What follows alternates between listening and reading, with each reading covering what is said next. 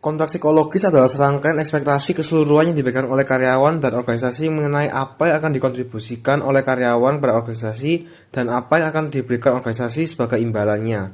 Tidak seperti kontrak bisnis formal, kontrak psikologis tidak ditulis di atas kertas. Juga tidak semua persyaratannya dinegosiasikan secara eksplisit.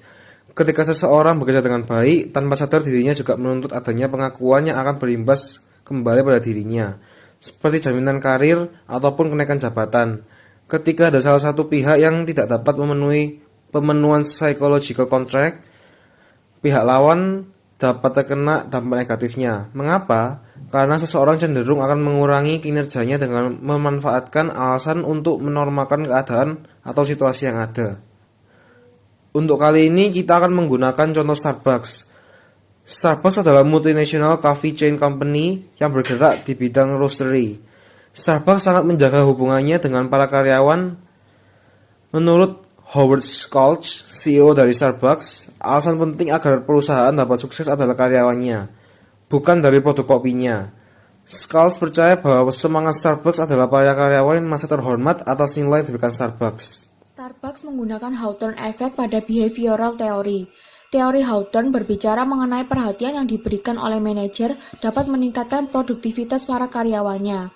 Pada Starbucks, teori Hawthorne juga dihubungkan dengan two-factor teori yang dikemukakan oleh Herzberg. Hal ini berkaitan dengan motivasi, kepuasan kerja, dan sikap yang diarahkan kepada pekerjaan tersebut dapat dengan sangat baik menentukan apakah seseorang itu sukses atau gagal. Starbucks menerapkan Hawthorne Effect pada behavioral theory dengan cara yang pertama yaitu equal treatment. Manajer di Starbucks memperlakukan setiap karyawan bahkan supervisor pada setiap cabang dengan setara. Untuk mempersempit kesenjangan antara manajer dan karyawan, mereka juga bekerja sama dengan staf tingkat dasar di garis depan. Oleh karena itu, mereka dapat mempertahankan sistem manajemen yang baik dan menciptakan suasana yang lebih dekat dan akrab dibandingkan tempat lain. Starbucks memiliki saluran komunikasi yang terorganisir dengan baik untuk para karyawan. Misalnya, manajer merencanakan jam kerja per pekerja dan mengatur jadwal cuti sesuai dengan keinginan pekerja agar dapat memenuhi kebutuhannya.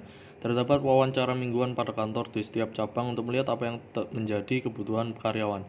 Setiap rekan kerja memiliki hak untuk mencari tahu apa kebijakan terbaik bagi mereka, dan direktur juga menghormati setiap saran. Starbucks ingin agar setiap karyawan ikut membuat dan mengembangkan rencana, yang kemudian dapat bekerja sama dalam mencapai tujuan mereka. Tidak ada batasan dalam mendapat pribadi pada karyawan. Working conditions yang diterapkan oleh Starbucks memberikan kenyamanan. Para karyawan juga merasakan adanya pengakuan atau recognition atas hasil kerja yang mereka capai. Good welfare manufacturers. Semua karyawan pada perusahaan Starbucks, termasuk personel informal, ditawarkan banyak kebijakan kesejahteraan, misalnya diskon komoditas untuk karyawan, asuransi kesehatan, termasuk kesehatan, penglihatan dan gigi, dan liburan. Selain itu, mitra yang bekerja lebih dari 20 jam seminggu berhak mendapatkan tunjangan. Starbucks juga berpendapat bahwa pembiayaan utang bukanlah pilihan terbaik, sehingga memilih untuk mengalokasikan dividen saham pada semua karyawan dengan masalah skrip gratis. Melalui kebijakan ini, karyawan dapat memperoleh keuntungan dari dividen perusahaan.